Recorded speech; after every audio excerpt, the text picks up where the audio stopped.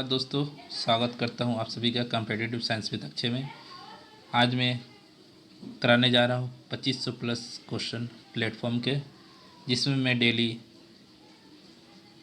2 या 3 सेट लेकर चलूँगा। जो ज़्यादा बड़ा वीडियो नहीं होगा, जो 10 या 15 मिनट का वीडियो होगा, और हर क्वेश्चन को जो कॉन्सेप्चुअल होगा, जिससे थ्योरी समझने में दिक्कत होती है बच्चों को, उसी को मैं थ्योरी बताऊंगा। बाकी सब अदरवाइज मैं एमसीक्यू लेकर चलूँगा। तो चलिए, ये पहला सेट है जो नया प्लेटफॉर्म का सेट आया है, पूरा प्रीवियस सेट पर आधारित है। जो भी ग्रुप डी हुआ है 2018 में, पूरा प्रीवियस सेट पर आधारित है, जो सेट पर क्वेश्चन आए हैं। तो चलिए आज सेट लेकर चलता हूँ, और जो आने वाले 17 अगस्त को जो एग्ज़ाम स्टार्ट होने वाला, आपको बहुत फ़ायदेमंद साबित होगा। तो पहला क्वेश्चन देखिए, पहला जो क्वेश्चन यहाँ पर, पहला क्वेश्चन देखिएगा, ठीक है। चलिए,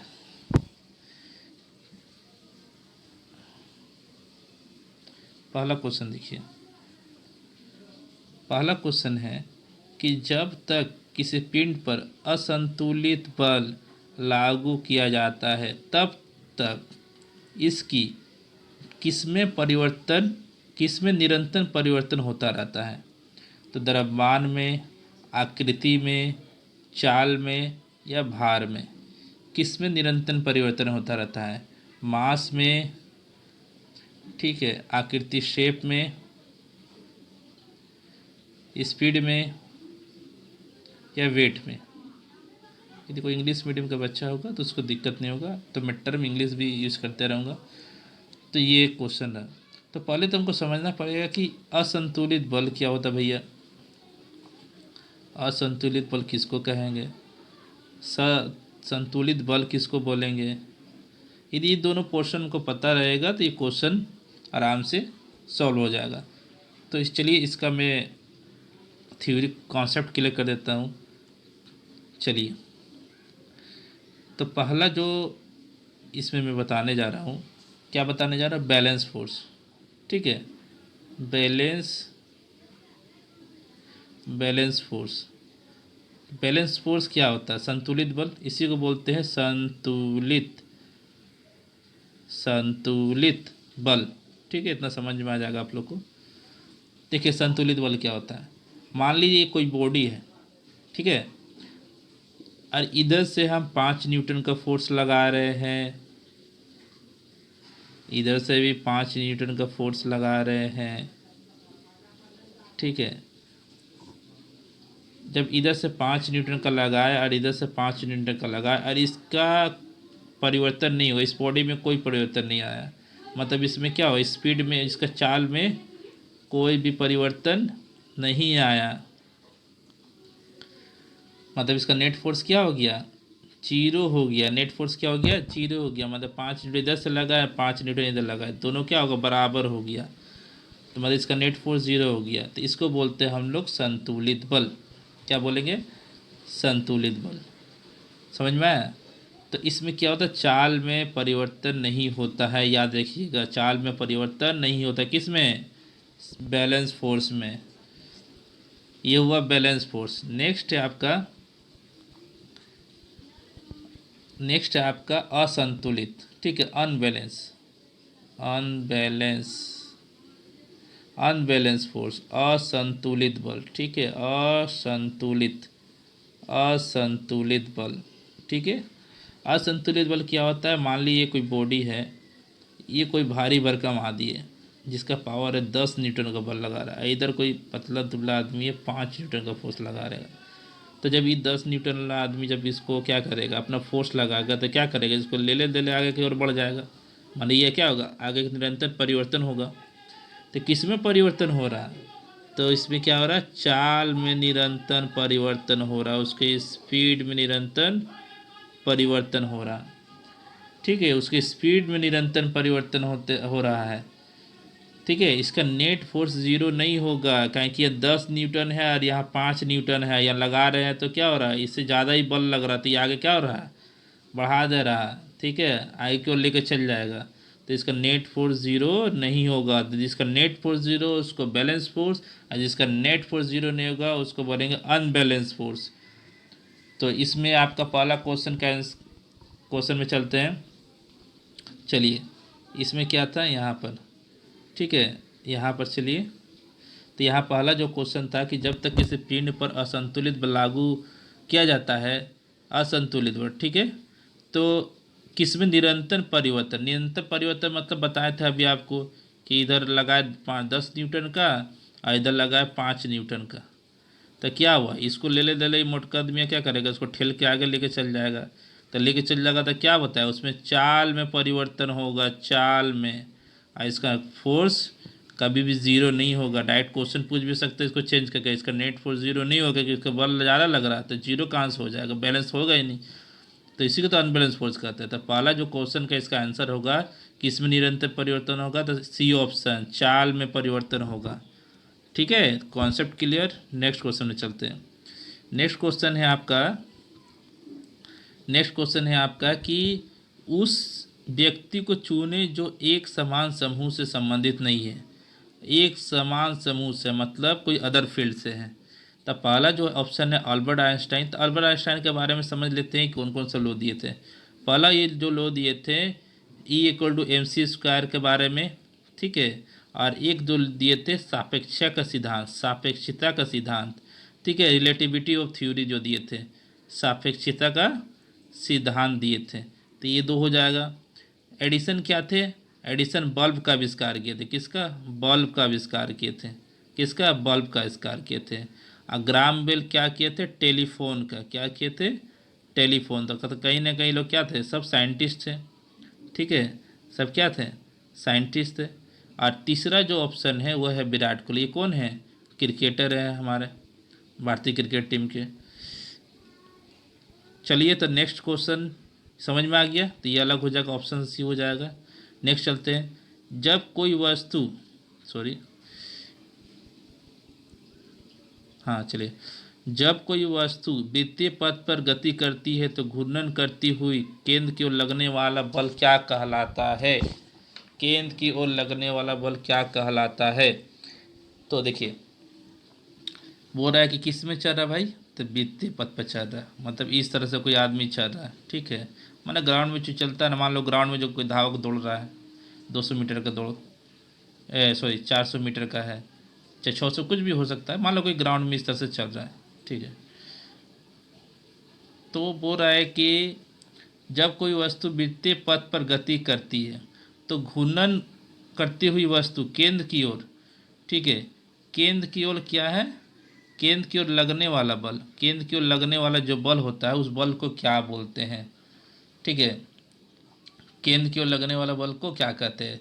तो याद रखिएगा कि जब भी कोई घूर्णन कर रहे वृत्तीय पथ पर चल रही है और उसका जो फोर्स कहाँ लग रहा है, सेंटर की ओर लग रहा है, केंद्र की ओर लग रहा है, केंद्र की ओर लग रहा है, तो इसको क्या बोलेंगे हम लोग, इसी को बोलेंगे हम लोग अभिकेंद्रीय बल। क्या बोलेंगे, अभिकेंद्रीय बल। और अभिकेंद्रीय बल का एक चीज़ याद रखिएगा, बहुत बार न्यूमेरिकल से क्वेश्चन भी आ सकता है, ठीक है। तो न्यूमेरिकल का इसका फार्मूला ये याद रखिएगा, F= क्या होगा इसमें, F= क्या होगा, F= आपका होगा mv/r²। क्या होगा, mv/r²। F क्या हो जाएगा आपका, फोर्स हो जाएगा, अभी केंद्रीय बल हो जाएगा। M क्या हो जाएगा, इसका द्रव्यमान हो गया, मास हो गया। V क्या हो गया भाई, V वेलोसिटी हो गया। और R क्या हो गया, इसका त्रिज्या हो गया, ठीक है, क्योंकि वृत्तीय पथ पर चल रहा था, तो त्रिज्या जो होगा, त्रिज्या ले लेंगे। तो यहाँ से हम लोग फोर्स कैलकुलेट कर लेंगे, डायरेक्ट फार्मूला पर क्वेश्चन आएगा। तो ग्रुप डी में जो न्यूमेरिकल आएगा उसका चिंता नहीं कीजिए, सारा न्यूमेरिकल हम करवाएंगे आप लोग को, ठीक है। तो इसमें देखिए, इसका आंसर क्या हो जाएगा, अभिकेंद्रीय बल। क्या हो जाएगा, अभिकेंद्रीय बल, ठीक है। क्या हो जाएगा, अभिकेंद्रीय बल। अभिकेंद्रीय बल हो गया, क्लियर हो गया आपका। चलिए, एक चीज़ और बता देते हैं, इसका एग्जाम्पल जो होगा क्या क्या होता है। जो हम लोग कपड़ा धोने वाला मशीन जो होता है, कपड़ा धोने वाला मशीन, कपड़ा धोने वाला जो मशीन हो गया, या फिर आपका दूध से जो मक्खन निकालते हैं, ठीक है, आपको जो दूध से मक्खन निकालते हैं, ये मशीन हो गया, ये अपकेंद्रीय बल का उदाहरण है। पूछता है कि कपड़ा धोने वाला जो मशीन होता है वॉशिंग मशीन, ये कौन से बल का उदाहरण था? अभिकेंद्रीय बल का। दूध से मक्खन निकालने वाला जो मशीन होता है वो किसका एग्जाम्पल है? तो अभिकेंद्रीय बल का। चलिए नेक्स्ट क्वेश्चन पे चलते हैं। अब इसमें बोला निम्नलिखित में से कौन गर्म रक्त प्राणी है? गर्म रक्त प्राणी है, तो चलिए इसका बताते हैं हम आपको आंसर। देखिए गर्म रक्त, चलिए आगे थ्योरी में पोर्शन में चलते हैं। चल देखिए, तो यहाँ पर चलिए हम क्या बोलते हैं, क्या है इसमें? गर्म रक्त, एगो है गरम गरम रक्त वाला, एगो है ठंडा रक्त वाला। देखिए गर्म रक्त में याद रखिएगा कौन कौन सा आता है। एगो मेमल्स आएगा, ठीक है, जिसको हॉट ब्लडेड जो हो गया तुम्हारा। और दूसरा जो होगा एप्स होगा, ABES, एप्स मैंने पंछी वर्ग।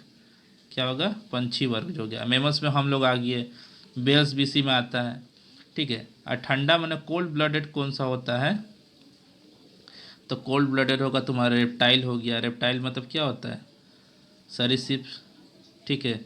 एम्फीबियन हो गया, एम्फीबियन मतलब उभयचर, ठीक है, एम्फीबियन हो गया, ठीक है, एम्फीबियन हो गया। और नेक्स्ट जो आता है, नेक्स्ट तीसरा जो आएगा वो जगह मछली वाला, जो क्या बोलते हैं उसको, मत्स्य वर्ग, ठीक है, मत्स्य वर्ग, ठीक है। ये तीनों जो होगा ठंडा कोल्ड ब्लडेड होगा, ये होगा हॉट ब्लडेड। तो ये आपको क्लियर हो गया होगा। तो नेक्स्ट चलते हैं क्वेश्चन पे। क्या क्वेश्चन पूछा था? तो इसमें पूछा था कि निम्नलिखित में से कौन सा निम्नलिखित में से कौन गर्म रक्त प्राणी है? तो गर्म रक्त में क्या क्या बताएं? गर्म रक्त में बताएं कि एगो मेमल्स होगा जिसमें हम लोग आएंगे, और एगो क्या होगा? एप्स होगा, पंछी वर्ग आएगा, ठीक है। और मेमल्स में कौन? ब्लू व्हेल भी इसी में आता है, मेमल्स में आता है। तो गर्म रक्त पूछा है, तो यहाँ पर देखिए क्या है, तो पंछी में क्या है? कबूतर है, तो ये आंसर राइट हो जाएगा। बाकी मगरमच्छ, मेढक और मछली, ये सब क्या होगा? ये होगा आपका ठंडा रक्त प्राणी हो जाएगा, ठीक है। चलिए अब नेक्स्ट क्वेश्चन में चलते हैं। नेक्स्ट क्वेश्चन क्या बोल रहा है भाई? नेक्स्ट क्वेश्चन बोल रहा है कि निम्नलिखित में से कौन सा जानवर पराधावनी उत्पन्न कर सकता है? ठीक है, क्या उत्पन्न कर सकता है? पराधावनी उत्पन्न कर सकता है। तो एक्चुअली पराधावनी किसको बोलेंगे? पराध्वनि किसको बोले? पराध्वनि क्या होता है? तो याद रखिएगा, पराध्वनि तुम्हारा जो 20 से 20 हर्ट्ज जो होता है, ठीक है, इसको क्या बोलते हैं? श्रव्य बोलते हैं, श्रव्य ध्वनि, ठीक है। ऑडिबल साउंड जिसको इंग्लिश में बोलेंगे ऑडिबल, ठीक है। 20 हर्ट्ज से जो कम होगा उसको क्या बोलेंगे? प्राश्रव्य बोलेंगे, प्राश्रव्य, ठीक है।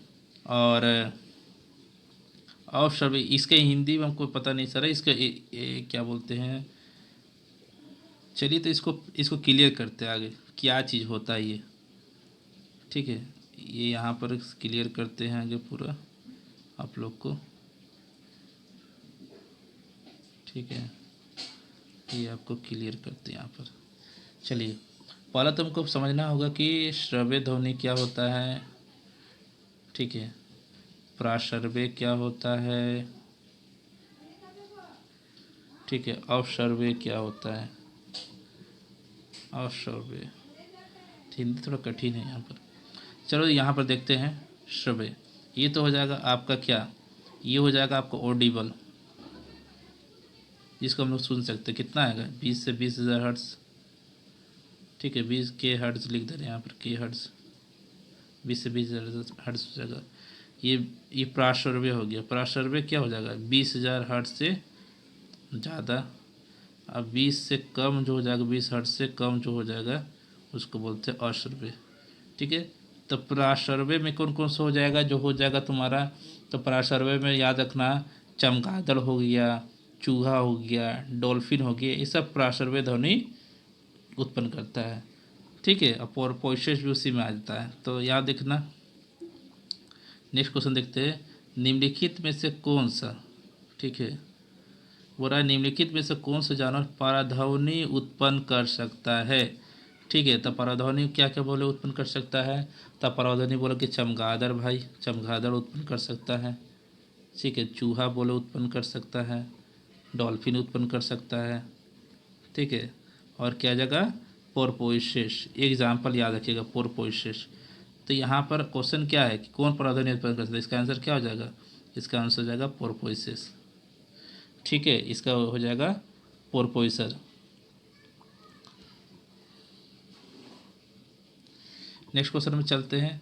बोल रहा है कि नेक्स्ट क्वेश्चन क्या बोल रहा है कि कौन सा विकल्प, इसमें बोल रहा है कौन सा विकल्प उस लवण का उदाहरण है जिसके जलीय विलयन का मास 7 से कम होता है। 7 से क्या होगा, कम होगा। ठीक है, अब क्या बोला लवण का, तो सबका अगर हमको पता होना चाहिए सबका पीएच वैल्यू कितना होता है। ठीक है, सबका पीएच वैल्यू कितना होता है। तो अगर हम लोग को सोडियम क्लोराइड, देखिए सोडियम क्लोराइड का हो जाएगा आपका न्यूट्रल होता है, कितना हो जाएगा 7। ठीक है, और पीएच के बारे में पता होना चाहिए कि 0 से यहाँ तक 14 तक होगा, 7 क्या होगा, न्यूट्रल होता है। ठीक है, उदासीन होगा। और ये इधर से जैसे जाएंगे, ठीक है, इधर से जब हम लोग जाते हैं, जैसे जैसे आगे बढ़ते जाएंगे क्षारीयता का मात्रा बढ़ते जाएगा, उधर से आएंगे तो एसिड का मात्रा बढ़ते जाएगा। तो यहाँ पर याद रखिएगा 7 से पहले वाला सब एसिड होता है। ठीक है, और 7 से बाद वाला क्या होता है, क्षार मतलब बेस होता है। ठीक है, याद रखिएगा। तो इसमें क्या बोल रहा है कि पीएच 7 से कम होता है, मतलब एसिडिक कहीं ना कहीं चलिए विलयन क्या होगा, एसिडिक होगा। तो इसमें देखिए क्वेश्चन में क्या बोल रहा है, सबका हमको पीएच वैल्यू इसका यदि पता रहे ना, तो सबका हम लोग क्या कर सकते हैं, इसका निकाल सकते हैं। तो देखिए इसका जो होगा सोडियम क्लोराइड का, उसका होता है 7। ठीक है, सोडियम कार्बोनेट का जो होता है ना, सोडियम कार्बोनेट का आपका हो जाएगा 11। ठीक है, सोडियम बाइकार्बोनेट का याद रखिएगा 8.3, और अमोनियम क्लोराइड का हो जाएगा आपका 5.35। यदि पीएच वैल्यू याद रहेगा तो यहाँ से कर लेंगे। और एक चीज़ सजेशन दे रहे हैं कि घर में बैठ के पीएच जो जो कराते जाएंगे वहाँ बोलते जाएंगे, आपको नोट्स में क्या घर में पढ़ लीजिएगा तो काम हो जाएगा। ठीक है, पीएच में क्या होगा, पीएच वैल्यू जो होगा उसको एकदम रट लीजिएगा। एक क्वेश्चन पूछता है पीएच वैल्यू से, तो पीएच वैल्यू जितना मिले उसको एकदम रट के जाइएगा एग्जाम में। ठीक है, नेक्स्ट क्वेश्चन चलिए। नेक्स्ट क्वेश्चन बोल रहा है कि निम्न से कौन सा तत्व रासायनिक प्रतीक लैटिन से लिया गया है। ठीक है, रासायनिक प्रतीक लैटिन से कौन लिया गया है, कार्बन, एल्युमिनियम, क्लोरीन या आयरन। तो आयरन, आयरन को क्या बोलते हैं, फेरम बोलते हैं। ठीक है, फेरम। ठीक है, इसका क्या लैटिन है, फेरम, जिसको हम लोग लिखते हैं फेरस। ठीक है, तो इसका लिया गया है बाकी इसको। ठीक है, तो याद रखिएगा कौन सा होगा, आयरन। कौन सा तत्व रासायनिक प्रतीक लैटिन से लिया गया है, तो हो जाएगा आपका आयरन। ठीक है, नेक्स्ट है निषेचित अंडा। निषेचित मतलब समझते हैं, फर्टिलाइजेशन, फर्टिलाइजेशन क्या होता है। ठीक है, फर्टिलाइजेशन क्या होता है, मेल का, मेल और फीमेल, मेल का जो स्पर्म होता है और इसका जो ओवम होता है फीमेल का। ठीक है, ये जब मिलता है तो इसी को हम लोग बोलते हैं आपका युग्मनज। ठीक है, युग्मनज। ठीक है, जिसको हम लोग बोलेंगे जाइगोट, आई थिंक इंग्लिश में बोलते हैं जाइगोट। ठीक है, तो इसमें जो होगा ना, इसमें नेक्स्ट इसमें क्या होगा, तो ये जो युग्मज बना, जो जो जाइगोट बन रहा है, तो जाइगोट को कहाँ रखेंगे, कहाँ पर प्रत्यारोपित हो जाता है, कहाँ पर रखा जाता है, मतलब इसको प्रत्यारोपित हो जाता है। ठीक है, तो याद रखिए कहाँ पर होगा, गर्भाशय में। कहाँ होगा, गर्भाशय में। कहाँ पर होगा, गर्भाशय में होगा, गर्भाशय में। सही आंसर क्या होगा, गर्भाशय में। ठीक है, और निषेचन कहाँ होता है ये पूछता है ये क्वेश्चन में, निषेचन कहाँ होता है। तो निषेचन कहाँ होता है भाई, तो निषेचन यहाँ लिखिएगा फ्लोपियन ट्यूब, फ्लोपियन ट्यूब। निषेचन कहाँ होगा, फ्लोपियन ट्यूब। ठीक है, जिसको हम लोग बोलते हैं गर्भनाल। ठीक है, हिंदी में बोलेंगे गर्भनाल। चलिए नेक्स्ट क्वेश्चन पे चलते हैं। नेक्स्ट क्वेश्चन पूछ रहा है कि निम्नलिखित में से किस अभिक्रिया में ऑक्सीजन जो है हवा में मुक्त होती है। तो इसमें कौन सा होगा? तो इसमें याद रखिएगा, इसमें वाष्पोत्सर्जन में तो तुम्हारा क्या करता है, वाष्पोत्सर्जन में आपका जितना भी पानी बचता है उसका पत्ती पत्ती के द्वारा उड़ा देता है, तो हवा ऑक्सीजन तो इसमें मुक्त नहीं होता है। मल त्याग में होगा नहीं भाई, श्वसन में भी नहीं होगा, ऑक्सीजन हवा मुक्त के हम लोग तो ऑक्सीजन लेते हैं CO2 बाहर, तो इसमें भी नहीं होगा। तो कौन होगा? प्रकाश संश्लेषण। प्रकाश संश्लेषण में क्या होता है? ऑक्सीजन तुम्हारा हरे हरे पेड़ पौधे तुम्हारा क्या करते हैं, सूर्य के प्रकाश को उपस्थिति में क्या बनाते हैं, अपने जो भोजन बनाते हैं उसी को प्रकाश संश्लेषण बोलते हैं। और जब प्रकाश संश्लेषण होता है तो क्या होगा? ऑक्सीजन क्या होगा? आपका मुक्त होता है। तो अक्सर जितना हवा मुक्त होगा तो हम लोग के लिए फ़ायदा होता है, तो वो जो हम लोग लेते हैं। तो इसमें सही आंसर क्या होगा? इसका सही आंसर होगा प्रकाश संश्लेषण। ठीक है, अब नेक्स्ट क्वेश्चन चलते हैं। नेक्स्ट क्वेश्चन देखिए, नेक्स्ट क्वेश्चन बोल रहा है कि धातुवीय ऑक्साइड और हाइड्रोजन का निर्माण करने के लिए कौन सा धातु वाष्प के साथ अभिक्रिया करती है? धातु और धातु वाला भैया चैप्टर पढ़ के जाना, कंफ्यूज भी करेगा आप लोग को। तो इसमें जो बेसिक जो ज़्यादा करके पूछता उस टाइप का क्वेश्चन हम लास्ट होते होते कुछ एक PDF अपने से तैयार करके आप लोग को बता देंगे। तो देखिए इसमें जो है धातु और हाइड्रोजन के निर्माण करने के लिए, ठीक है, याद रखिएगा जब कोई बोल रहा है धातु और हाइड्रोजन का निर्माण कर धातु ऑक्साइड और हाइड्रोजन का निर्माण करने के लिए धातु वाष्प के साथ, कौन सा धातु वाष्प के साथ अभिक्रिया करती है? तो याद रखिएगा वाष्प के साथ अभिक्रिया ये जो करती है वो होगा अल्मोनियम। ठीक है, वो कौन कौन होगा? अल्मोनियम। और जो आपका जल के साथ अभिक्रिया करेगा, जल के साथ, वाष्प के साथ होगा तो ठीक है अल्मोनियम, लेकिन यहाँ सोडियम रहता, मान लीजिए यहाँ पर सोडियम दिया रहता और ऑप्शन में यहाँ चेंज कर देता क्वेश्चन, वाष्प की जगह यहाँ जल कर देता। ठीक है, तो इसका आंसर हम लोग सोडियम मारते हैं। ठीक है, तो धातु वाष्प के साथ अभिक्रिया कौन करेगा? वाष्प के साथ करेगा तो अल्मोनियम, और तुम्हारे जल के साथ करेगा तो इसका आंसर क्या हो जाएगा? सोडियम हो जाएगा। ठीक है, क्लियर? चलिए नेक्स्ट क्वेश्चन चलते हैं। वो रहा है इसमें कि विद्युत धनात्मक तत्वों की संयोजकता कितनी होती है? विद्युत धनात्मक तत्वों की संयोजकता क्या होती है? विद्युत धनात्मक होता क्या है? तो आपको याद रखना विद्युत धनात्मक क्या होता है। विद्युत धनात्मक क्या करता है कि मान लीजिए कोई तत्व ले लेते हैं, जैसे मान लीजिए क्लोरीन है, ठीक है, इसका आपका एटॉमिक नंबर कितना होता है? 17 होता है। इसको जब हम इसका इलेक्ट्रॉनिक कॉन्फ़िगरेशन करेंगे तो क्या होगा? 2 8 7 होगा ना। तो इसको क्या चाहिए? इसका बाहरी कक्ष में जितना भी इलेक्ट्रॉन उपस्थित रहता है, ठीक है, ये फुलफिल होना चाहिए। यहाँ 8 होना चाहिए, आप लोगों को पता होगा, बेसिक नहीं होगा तो हम क्लियर कर देंगे, याद रखिएगा 8 होना चाहिए। तो या फिर इसको 1 चाहिए, ठीक है, इसको क्या चाहिए? एक चाहिए।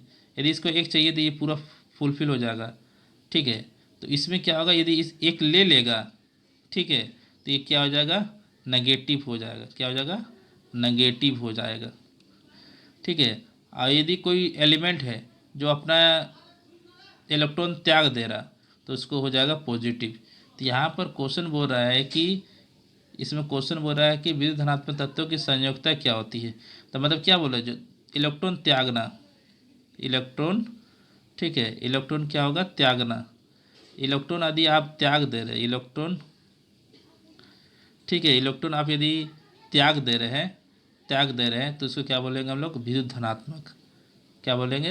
विद्युत धनात्मक। और यदि ग्रहण कर ले रहे हैं, ठीक है, ले रहे हैं तो क्या बोलेंगे? ग्रहण यदि कर ले रहे हैं तो होगा ऋणात्मक। क्या होगा? ऋणात्मक। तो विद्युत धनात्मक क्या होगा? जो तुम्हारा आपको दे देगा, ठीक है, हो जाएगा धनात्मक, ले लेगा तो नकारात्मक, ऋणात्मक। तो नेक्स्ट क्वेश्चन है कि विद्युत धनात्मक की संयोजकता कितनी है? तो यहाँ पर एक पॉइंट हम लिखा दे रहे हैं, ठीक है, स्क्रीनशॉट लेना होगा तो ले लीजिएगा, एग्जाम में आपका काम ही देगा। तो यहाँ पर जो याद रखिएगा, यहाँ पर जो लिखा दे रहे हैं आपका क्या है? विद्युत धनात्मक, विद्युत धनात्मक पॉजिटिव लिख दे रहे, ठीक है, विद्युत धनात्मक बोल रहे हैं। तो याद रखिएगा 1 2 3, ठीक है, जिसका संयोजकता तुम्हारा 1 2 3 होगा वो तुम्हारा विद्युत धनात्मक होगा। ठीक है, और जिसका संयोजकता आपका 5, 6 और 7 होगा, ये विद्युत ऋणात्मक होगा। ठीक है, विद्युत ऋणात्मक होगा, इतना याद रखिएगा। 1, 2, 3 हुआ तो आपका विद्युत धनात्मक, 5, 6, 7 हो गया तो विद्युत ऋणात्मक। ठीक है, कॉन्सेप्ट क्लियर। तो यहाँ पर देखो आपकी याद रखिएगा। अच्छा, एक चीज़ ये ने बताया कि संयोजकता क्या होता है, वही जो आपको लास्ट में कितना इलेक्ट्रॉन देना है, कितना इलेक्ट्रॉन लेना है। ठीक है, उसी को क्या बोलेंगे, उसका वैलेंसी बोलेंगे। जैसे 2, 8, 7। ठीक है, चाहे सोडियम का ले लेते हैं, सोडियम का ले लेंगे तो क्या होगा, 2, 8, 10, 1, 11। तो इसमें विद्युत धनात्मक तत्व बोला है, तो ये क्या करेगा, अपना त्याग देगा, तो ये क्या हो जाएगा, प्लस हो जाएगा। तो सोडियम क्या होगा, विद्युत धनात्मक हो जाएगा। तो लास्ट वाला इसका देखेंगे। ठीक है, ये ले लेगा, एक क्या इलेक्ट्रॉन लेगा, तो लास्ट वाला देख के पता लगाएंगे। सोडियम बोल लिए कितना लेना देना, लास्ट में कितना लेंगे। ठीक है, लास्ट वाला तो देख के बता देंगे, इसका लास्ट वाला जो होगा उसको देख के बताएंगे कि इसका विद्युत धनात्मक है कि ऋणात्मक है। ठीक है, तो जिसका संयुक्त 1, 2, 3 होगा, इसका आंसर वही आपका होगा विद्युत धनात्मक। ठीक है, बोल रहा है कि कौन सा न्यूटन गति के तीसरे नियम के उदाहरण है। तीसरे नियम के उदाहरण है भाई, तो तीसरे नियम के उदाहरण देखिए। जब एक बस अचानक चलती है तो यात्री पीछे की ओर झटका लगता है। ठीक है, तो ये कौन सा है तुम्हारा, फर्स्ट लॉ का है। कौन सा लॉ का है, फर्स्ट लॉ का है। ठीक है, फर्स्ट लॉ कौन किसका है, ये जड़त्व के नियम पर आधारित है। ठीक है, नेक्स्ट क्या है ये कि नेक्स्ट है बी नंबर। बी नंबर क्या दिया है, बी नंबर दिया है कि रॉकेट लॉन्च करना। ठीक है, तो रॉकेट लॉन्च करना क्या होता है, तो रॉकेट लॉन्च करना आपका देखिएगा, रॉकेट जो होगा यहाँ पर। ठीक है, ये रॉकेट है, यहाँ पर एक फोर्स पीछे की तरफ लगता है। ठीक है, और एक आगे, तो ये फोर्स लगता है, इसी से क्या होगा, ये जो फोर्स लगता है ये आगे की ओर प्रेशर दे के आगे की ओर बढ़ता है। तो मतलब क्या होता है, प्रत्येक क्रिया के बराबर क्या होता है, विपरीत प्रतिक्रिया होता है। ठीक है, प्रत्येक क्रिया के बराबर विपरीत प्रतिक्रिया होता है, और किस पे आधारित है, तो तीसरे नौ में याद रखिएगा, रेखिक रेखिक संवेग संरक्षण पर आधारित है। ठीक है, तीसरे नियम में आता है आपका। ठीक है, रैखिक संयोग संरक्षण पर आधारित है, तो इसके आपको याद रखिएगा। तो तीसरा नियम पर कौन सा हो जाएगा, ये आपका हो जाएगा आपका रॉकेट लॉन्च करना। ठीक है, ये तीसरे नियम पर आधारित है। और तीसरे नियम पर यदि आप पूछ देता है कि कौन से नियम पर आधारित है, तो याद आएगा तीसरे नियम का रैखिक संयोग संरक्षण पर आधारित है। ठीक है, ये और पढ़ लेते हैं आगे। ऑप्शन क्या गया, तेजी से आती हुई क्रिकेट गेंद को पकड़ते समय गतिमान गेंद के साथ धीरे धीरे अपने हाथ पीछे की ओर खींच लेते हैं। तो याद रखिएगा ये कौन सा है आपका, F=m है, जो फादर=माँ, जो सेकेंड लॉ है उस पर आधारित है। ठीक है, यानी जितना वो फोर्स लगाएगा, यहाँ पर देखिए तेज से आती गेंद को पीछे खींच लेता है, गतिमान गेंद को क्या कर रहा है, वो पीछे की ओर खींच रहा है। ठीक है, तो ये आपका हो जाएगा सेकेंड लॉ। जब हम पेडल चलाना बंद कर दें तो साइकिल धीमी हो जाती है। ठीक है, तो ये क्या हो जाएगा, मतलब ये प्रथम लॉ पे हो जाएगा। तो सब याद रखिएगा, एग्जाम्पल काम देगा आपका। नेक्स्ट वो रहे कि इस प्रकार का जनन जिसमें एक पौधे के शरीर का हिस्सा एक नई वनस्पति को जन्म देता है, किसको देता है, नई वनस्पति को जन्म देता है, उसी को हम लोग क्या बोलते हैं, लैंगिक जनन, विखंडन, पुरुष जनन या वनस्पति जनन। तो याद रखिएगा, देखिए यहाँ पर क्या बोल रहा है, एक प्रकार का जनन जिसमें क्या होता है, वनस्पति द्वारा दे रहा है ना, तो वनस्पति जनन हो जाएगा। ठीक है, वनस्पति जनन हो जाएगा। वनस्पति जनन कैसे जनन है, एक अलैंगिक जनन है। कैसा जनन है, अलैंगिक जनन है, अलैंगिक जनन है। ठीक है, अलैंगिक जनन में क्या होता है, इसमें दो आदमी की जरूरत नहीं पड़ता है, मतलब दो इसमें युग्मज जो होता है उसकी ज़रूरत नहीं पड़ता है। और लैंगिक में क्या होता है, दो युग्मज की ज़रूरत पड़ता है, दो बॉडी की ज़रूरत पड़ता है। तो ये लैंगिक जनन क्वेश्चन पूछता है किस में ज़्यादा विविधता ला सकता है, वो लैंगिक जनन ही होता है। ठीक है, तो इसमें दो आदमी की जरूरत, इसमें ज़रूरत नहीं पड़ता लैंगिक में। तो ये क्वेश्चन हो जाएगा। चलिए नेक्स्ट चलते हैं आपका, पृथ्वी का द्रव्यमान कितना होता है। ठीक है, पृथ्वी का द्रव्यमान कितना होता है यहाँ पर, तो याद रखिएगा 6 × 10⁻24 किलोग्राम ये द्रव्यमान है। ठीक है। ये द्रव्यमान घनत्व कितना होता है इसका, घनत्व घनत्व याद रखिए 5.52 ग्राम। ऐसे ही घनत्व उतना नहीं पूछेगा, ठीक है। ये ज़्यादा करके इस तरह का क्वेश्चन पूछा जाता है, ठीक है। चलिए नेक्स्ट चलते हैं क्वेश्चन। ध्वनि सबसे तीव्र गति से निम्न में से किस माध्यम में गमन करती है, सबसे किस माध्यम में गमन करती है। याद रखिएगा ध्वनि के लिए आगे तो हमको क्या चाहिए, माध्यम का आवश्यकता होगा, माध्यम चाहिए। माध्यम में क्या क्या आ जाएगा, ठोस आ जाएगा, द्रव हो जाएगा, गैस हो जाएगा। तो यह निर्वात है, निर्वातन तो ऐसे कैंसिल हो गया, ये तो आंसर होगा ही नहीं। अब इसमें हमको पकड़ना है कि किस में ज़्यादा होता है, ठीक है। तो इसमें हमको देखना होगा किस में ज़्यादा होता है। तो एक सीक्वेंस याद कर लीजिएगा ना, तो एग्ज़ाम में आपको कोई दिक्कत नहीं होगा। तो याद रखिएगा ठोस में सबसे ज़्यादा याद होता है, ठोस में 1 नंबर में। दूसरा में क्या आ जाएगा, द्रव। और तीसरा हो जाएगा गैस। सबसे ज़्यादा यदि बोलिएगा तो इसमें होता है, सबसे कम बोलिएगा तो इसमें संचरण होता है, ठीक है। ये दोनों के बीच होता है। यदि पूछ दे कि ऑप्शन में ठोस नहीं रहता है, अब पूछ देता है कि इसमें सबसे ज़्यादा संचरण किस में होता है, तो आंसर द्रव होता, ठीक है। तो याद रखिएगा। इसी तरह आप देखिए कुछ कुछ पॉइंट है जो एग्ज़ाम में क्वेश्चन पूछा गया है, जिसको हम सॉल्व बताते हैं आपको। देखिएगा कुछ कुछ जो 25 डिग्री सी पर, ठीक है, 25 डिग्री सी पर ध्वनि का चाल पूछता है। तो एल्युमिनियम का याद रखिएगा 6420। याद करने का तरीका क्या होगा, 6 से 2 कम होगा, 2 से 2 कम होगा, फिर 2 से 2 कम होगा 0। तो 6420 ये एल्युमिनियम का याद रखिएगा।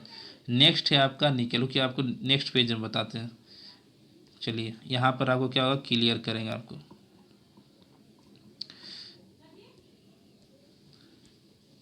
चलिए यहाँ पर बताते हैं। यहाँ पर ध्वनि का चाल कितने बताएंगे, 25 डिग्री सी पर। किस में बताएंगे, 25 डिग्री सी पर। तो पहला जो क्वेश्चन है आपका कि एल्युमिनियम, ठीक है, एल्युमिनियम कितना होगा, 6420। यहाँ पे क्या 2 कम होते जा रहा, ठीक है। ऐसे करके याद रखिएगा, एग्जाम में आदमी भूल जाता है कभी कभी। निकेल का कितना हो जाएगा, तो इसमें याद रखिएगा 60 40।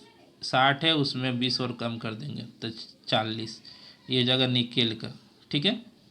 अब आते हैं आपका समुद्री जल में। समुद्री जल में कितना होता है, समुद्री जल में, तो समुद्री जल में होगा आपका 1531। क्या होगा आपका 1531, रुकिए 1531,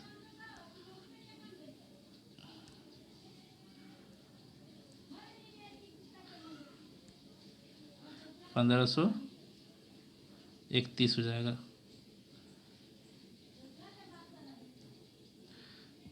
ठीक है।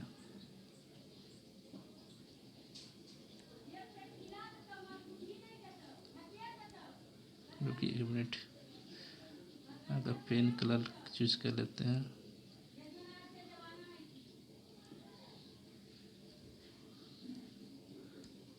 चलिए और करिए, चलिए कोई बात नहीं, फिर से बता देते हैं।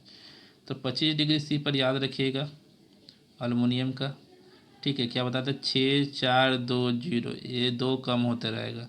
उसके बाद निकेल का क्या करेगा, 60 में 20 कम करेंगे 40, ठीक है। उसके बाद आएगा समुद्री जल का, समुद्री जल में कितना हो जाएगा आपका 1.5, ये आपको याद करना 1531 पूरा याद रखिएगा, ठीक है। हाइड्रोजन भी याद रखिएगा, हाइड्रोजन में पूछता है 1284, 12 7 84, ठीक है, 12 7 84, 12 7 84, इस तरह का याद रखिएगा हाइड्रोजन का। कुछ कुछ है मतलब याद अपना तरीके से किया जाता है। ऑक्सीजन का पूछ दिया तो 316, किस में होगा, सब मीटर पर सेकेंड में होगा, याद रखिएगा मीटर पर सेकेंड में होगा। इस तरह से है, और भी सारा है। कुछ कुछ हम टॉपिक वाइज कराएंगे तो उसमें क्लियर करेंगे। जो याद करने वाला चीज़ है, जो ज़्यादा से ज़्यादा क्वेश्चन पूछ रहा है उस टाइप का क्वेश्चन करवा देंगे। चलिए नेक्स्ट चलते हैं, क्वेश्चन पे चलते हैं। तो यहाँ पर चलिए, यहाँ पर क्या था कि ध्वनि तीव्र गति से, ये बता दिया आपका किस माध्यम में गमन करती है, तीव्र गति से पूछा था तो ठोस बता दिए थे। अब बता रहा है कि निम्न में से कौन ठोस, द्रव, गैस तीनों अवस्था है, माने सॉलिड में भी होगा, ठीक है, सॉलिड में भी होगा, सॉलिड में भी होगा, लिक्विड में भी होगा, रुकिए 1 मिनट। देखिए देखिए यह बता रहे हैं आपको। देखिए यहाँ पर इस देखिए सॉलिड में भी होगा, लिक्विड में भी होगा और गैस में भी होगा, तीनों अवस्था में, सॉलिड लिक्विड गैस। तो क्वेश्चन भी पूछा है कि तीनों, सॉरी, ये तीनों अवस्था, ठीक है,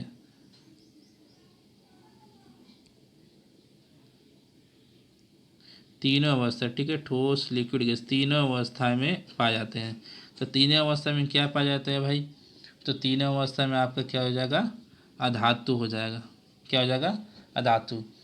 तो धातु में याद रखिएगा आगे, तो ऐसा कौन सा अधातु है, ठीक है, ऐसा कौन सा धातु है जो द्रव्य अवस्था में पाया जाता है? तो वो एकमात्र धातु कौन सा हो जाएगा? आपका ब्रोमीन। क्या हो जाएगा? ब्रोमीन हो जाएगा, ब्रोमीन, ठीक है। तो इसके यहाँ पर रुक के बता देता आपको पूरा।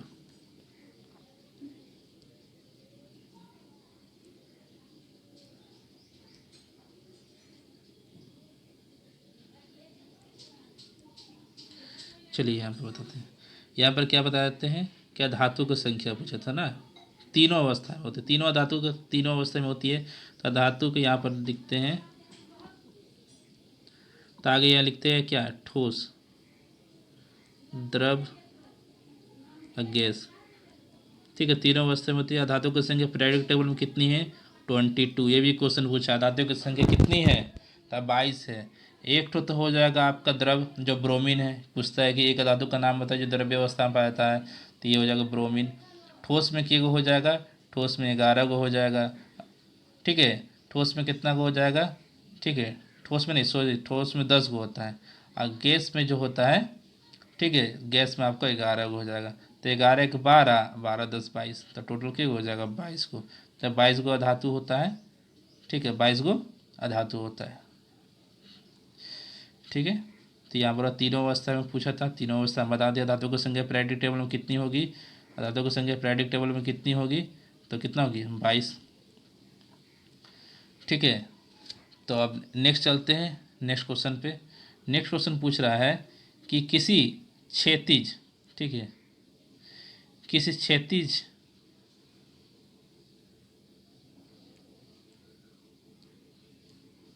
बोल रहा है किसी क्षैतिज पावर, ठीक है, 1 मिनट प्रॉब्लम कर रहा है। बोल रहा है कि किसी क्षैतिज पावर लाइन के एकदम नीचे बिंदु पर चुंबकीय क्षेत्र की दिशा क्या होगी जिसके पश्चिमी छोर से देख जाने पर धारा, ठीक है, यहाँ देखिए क्वेश्चन पढ़िए कि कलर ही चेंज कर देती है, बार बार प्रॉब्लम कर रहा है। देखिए पर यहाँ पे है कि किसी पावर लाइन के एकदम नीचे के बिंदु पर चुंबकीय क्षेत्र की दिशा क्या होगा जिसमें पश्चिम छोर से देखे जाने पर धारा पूरब से पश्चिम दिशा में प्रवाहित होगी। धारा क्या होगी? पूरब से पश्चिम दिशा में प्रवाहित होगी। तो याद रखिएगा इसका कि जब धारा किससे प्रवाहित हो रही है? धारा पूरब से पश्चिम की ओर प्रवाहित हो रही है। धारा क्या हो रही है? पूरब से पश्चिम की ओर प्रवाहित हो रही है। तो इसका ये आंसर जो होगा वामावर्त होगा। क्या होगा? वामावर्त होगा। मतलब कभी भी किसी क्षैतिज पावर लाइन के एकदम नीचे, ठीक है, एकदम नीचे पर चुंबकीय क्षेत्र की दिशा क्या होती है? वामावर्त है। अब पश्चिमी छोर से देखे जाना पर धारा पूर्व से पश्चिम क्या होगी? एकदम नीचे का बात करेगा, एकदम नीचे का, तो और पूरेगा कि पूरब से पश्चिम, तो क्या हो रहा है? एकदम नीचे बिंदु पर चुंबकीय क्षेत्र की दिशा क्या होगी? वामावर्त। जब पश्चिमी दिशा से देखी जाने पर धारा पूर्व से पश्चिम प्रवाहित होती है, ठीक है, याद हो गया। अब चुंबक ये हो गया। अब चुंबकीय क्षेत्र जो होगा, चुंबकीय क्षेत्र का यूनिट पूछता है, ठीक है। तो याद रखिएगा चुंबकीय क्षेत्र का यूनिट जो होगा आपका टेस्ला, याद रखिएगा टेस्ला, वेबर पर मीटर स्क्वायर, जिसको हम लोग बोलते हैं टेस्ला, चुंबकीय क्षेत्र का, ठीक है। चलिए आज का पहला सेशन यहीं ख़त्म होता है, फिर मिलेंगे आपसे नेक्स्ट वीडियो में। जय हिंद।